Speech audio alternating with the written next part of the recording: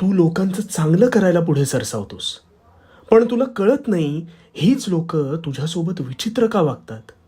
मग तू त्या गोष्टीचा मागोवा घेण्याचा प्रयत्न करून अडकून बसतोस आणि स्वतःच्या मनाला लावून घेतोस. आता यावर उपाय शांतपणे ऐक.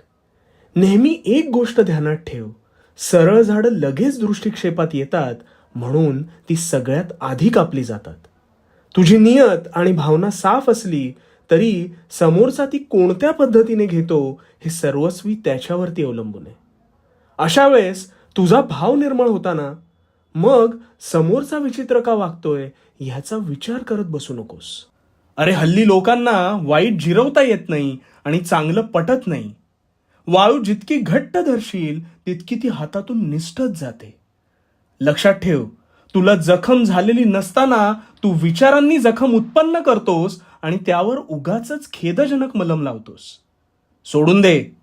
त्याला जेव्हा तुझा भाव निर्मळ होता ही परिणिती होईल तेव्हा तोच परत येईल. आला तर ठीक, नाहीतर मृगजळातून तुझी सुटका झाली याचा निश्वास टाक. आणि हो, भिवू नकोस.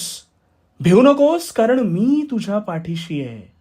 भिवू नकोस, मी तुझ्या पाठीशी आहे.